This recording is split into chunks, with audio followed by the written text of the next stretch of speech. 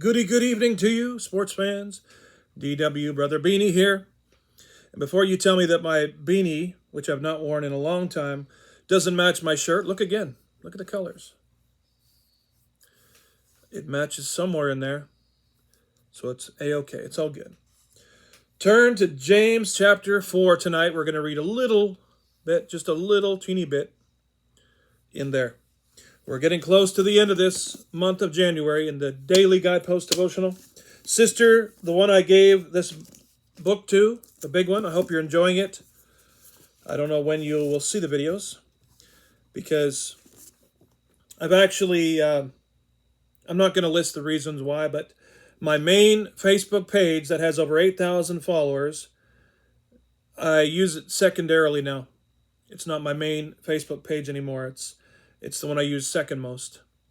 And actually the one I use under my name, I probably use second most. And then my big one, I use third most. And it's the DW Pastor P, it's I think it's P-A-S-T or P-S-T-O-R. I don't know. It's got more, there's the, two of them are DW Pastor Barry, but one has more letters in it than the other. And they got two different pictures.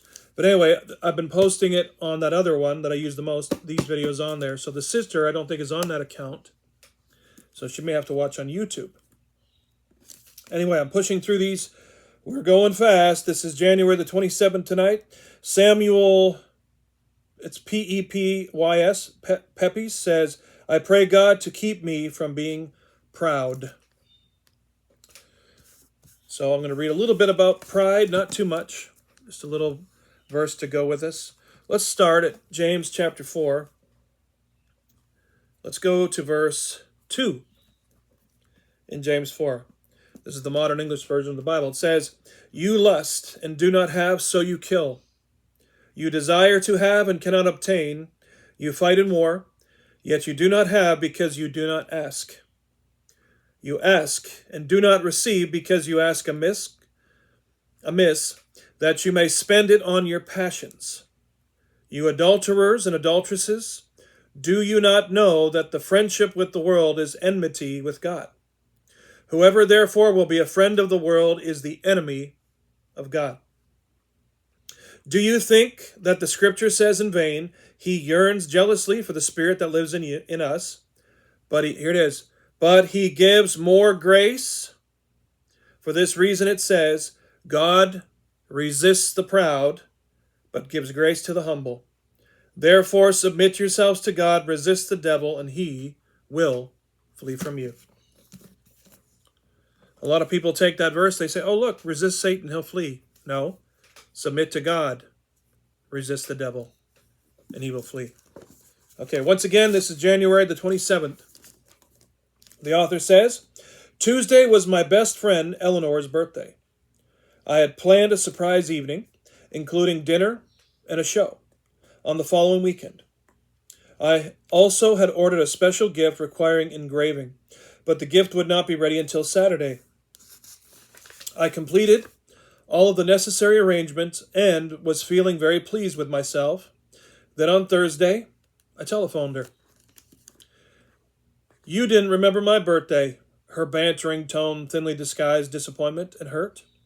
I was shocked. You didn't send a card or even call, she went on. I got home from work Tuesday, and the first thing I did was run to the mailbox. You've never forgotten before. I couldn't believe it. After all I had been doing for her, she spoke to me like that. Somewhat indignantly. I told her about the planned surprise. She sounded mollified and apologetic. And here I thought I was forgotten. But still I couldn't shake my sense of resentment. So, later I shared my feelings with my son. His answer rocked me. Poor Mrs. Santa Claus, he said with mock sympathy. She was working for a medal, and look what she got. He grinned, but his eyes were serious. I thought you were only thinking of Eleanor. Of course I was, wasn't I? Or had I only wanted credit for being so nice? Had I? Instead of thinking enough of my friend at least to call her on the big day? Been thinking only of how wonderful a friend I was and how much she'd appreciate my marvelous plans. How self-centered, how full of the sin of pride. That was a different one. D.H. is the author of that one. It says, "Oh dear God, please remove this character defect of pride from me. It is too heavy a burden to carry." Now, I don't know if that's possible. I believe that when man fell, Adam and Eve sinned, we followed Satan in pride. And I believe that pride is a part of us. That's why we have to humble ourselves. God's not going to take away our pride. It's stuck with us. It's in the Adam sin nature. We can't tame our tongues and we can't tame our pride. I added that last one, but it's true. Every single day you need to keep your pride in check. Why? Because it's there. You either let it stay crucified on the cross that you're carrying around following Jesus, or you let the old man rise up and manifest pride through you. It's one or the other. Until we get our glorified body, the pride that we carry is still going to be in the sinful flesh. So, stay humble. God gives grace to the humble, and he will humble the proud. Never forget that. Food for thought. God bless you guys. Appreciate you for being here with me. We'll see you in the next Daily Guidepost Devotional from 1981. So share it around, leave some feedback. And if you ever feel led to donate to our ministry, please do. Here's the information to do that right now.